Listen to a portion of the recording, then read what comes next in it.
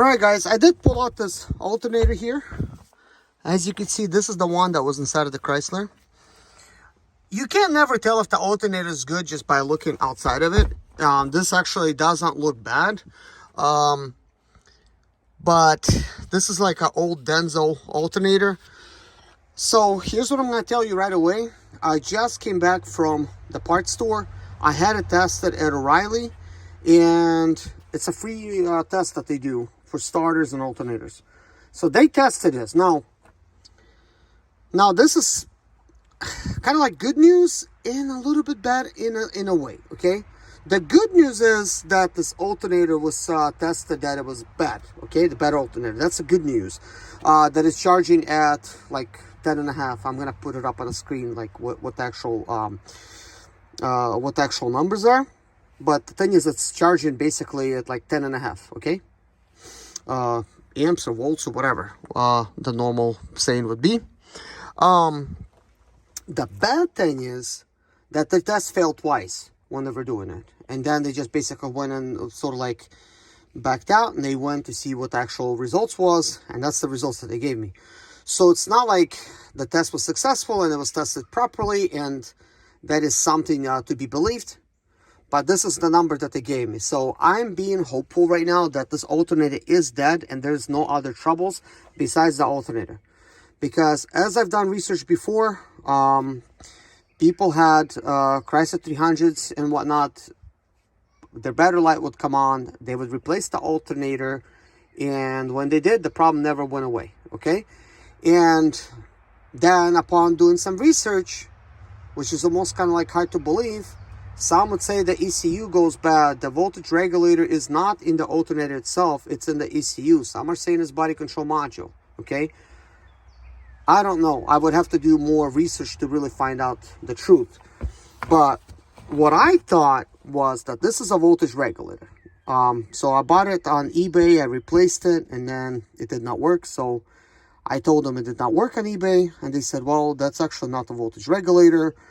Your voltage regulator is inside of the ECM, I think they said, or BCM. I can't remember. It was a long time ago when I talked to them, which I was like, wow. I thought, like, that sucks because, well, what is a good what's a good, I don't even know how to say it, like, but I'm thinking, like, okay, if the alternator itself does not regulate the voltage, then what does? I'm really not an alternator expert. I did replace brushes. Normally, there's a couple things that would fail in alternators: voltage regulator and the brushes. Correct me if I'm wrong, guys. I'm not a pro when it comes to rebuilding these alternators and whatnot. But as a teenager, I've rebuilt my alternators by just putting brushes, and that was the only thing that they needed. Now, one thing to mention, guys, this alternator has failed at 96,000 miles in a car. That's all the car had when it failed, which basically the original alternator didn't have that much life out of it. That was just, again, surprising, and at the same time, it's kind of like, how should I say, it's suspicious, because I'm thinking, like, why did it last only 96,000 miles? Normally an alternator should last at least 200,000, at least 250,000, maybe you could stretch it out. I've had them fail as much as that, but that's not a long life. But anyways, maybe they fail. Maybe these Densos fail early. I don't know. And if that sounds like a lot of mileage, let me know. But I've been driving Mercedes Sprinter vans on my other channel. I've been recording those videos.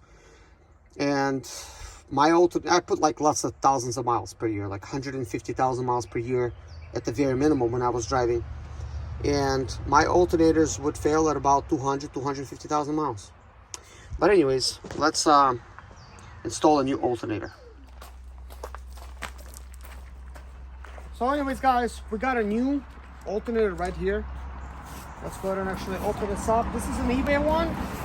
What I'm doing for my projects, guys, I'm just using eBay parts.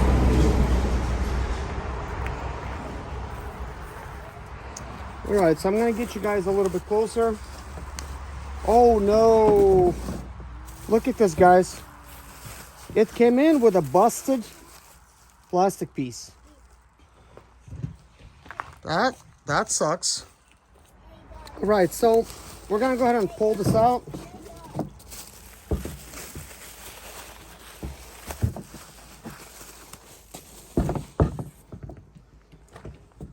All right, so unfortunately this is just like busted. That is the locking pin. Like, that's the one that actually locks things in place. Now I have one on this side, which is technically brand new, that I ordered from eBay.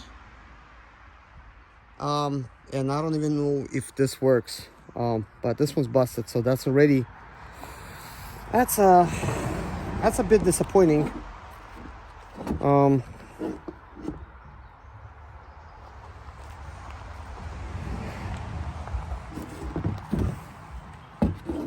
Let's get them side by side.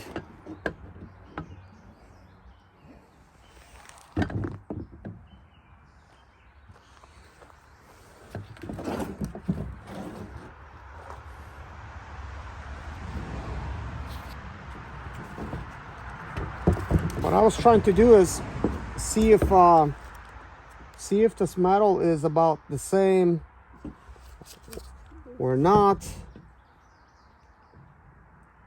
because sometimes you get the Chinese alternators, they'll be slightly bigger, or like a starter. So what brand is this?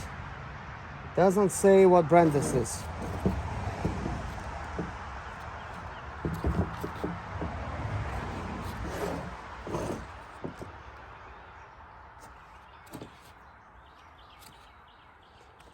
You know, it's a good spin over here and over here, like no different. The question is, will it charge? That is the main question. So we have our, which looks to be like a 13 millimeter. This one had a 12 millimeter, the positive connector. But anyways, let's get it installed. Okay, let's put the belt on. So as you can see, I have this tensioner already on here. See, there's this pipe in the way. That's the pipe.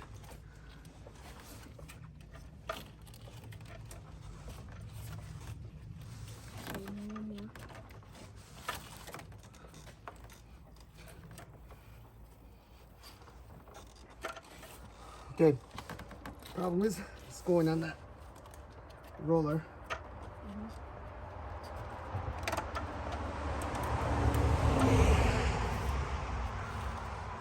So first you have to put it on the alternator, and then you put it on that. That's how it's easier. And then you have to check, make sure everything's aligned. Okay. Let's go. No.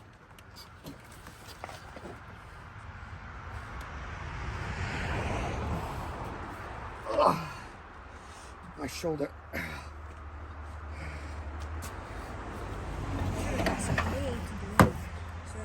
Doesn't hurt even more. Well, I needed to pull it out of here, so this pipe is just a little too big. Okay. So now that the belt is on, it's time for us to connect the battery. Fire it up. Yep. I'll get this. So now the battery is connected. We got this vehicle started. Next, we need to diagnose to see if all we did actually worked. Okay guys, so we're gonna be testing it.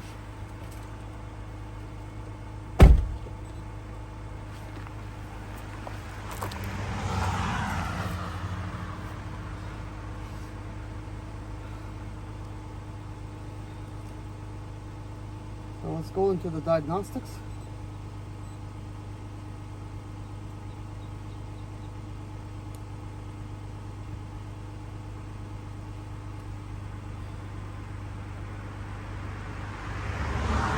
Oh yeah, oh wow. It's showing 13.63 volts. So let's see if this actually changes.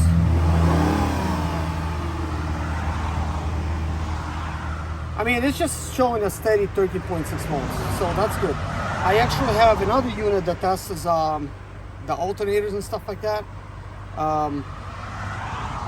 But we could obviously see we're getting 13.63 volts, and before we were getting 12. So that means, and this is showing from the battery, which is good.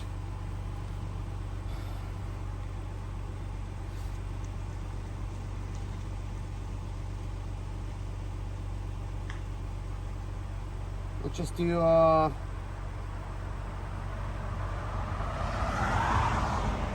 at the list. Just gonna go ahead and run all the codes.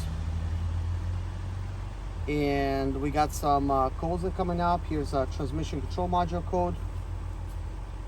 Let's go into, well, it's still scanning. So I want to make sure that before I do anything, I clear any of these codes that was caused because of the battery being disconnected. So battery was disconnected. So we're gonna go ahead and take a snapshot of that and clear DTS. Okay, engine cannot be running. Okay, so we're just gonna put it into the second position now. So now it has deleted that code. Let's just see again. Yeah, there's no DTS. Good, that means it did delete it. So we have ABS and ORC. I just do the system list. So let's see what the ABS does. Hopefully you guys can see this. Steering angle sensor not initialized. Let's see, I'm just gonna clear it. I mean, turn the ignition to the on position. Okay, it is in on position. Okay, so we did clear it. There's the environmental data. What? It's weird. Environmental data. Okay, interesting. Okay, so there's also recoding and stuff like that. We just basically just deleted that. And left side broken airbag, driver seat belt, tensioner. So it looks like this vehicle was well, never mind. It has nothing to do with this thing here. Let's just do the system list, and let's just go ahead and what? Why did it run away? Okay. Okay. Let's just go into the diagnostics again, like one more time, with the engine being off. I just want to see what the battery readout will be, and then we're going to start up the vehicle to see if anything has changed. So the battery voltage is shown right now 12.57. Good. And let's start it.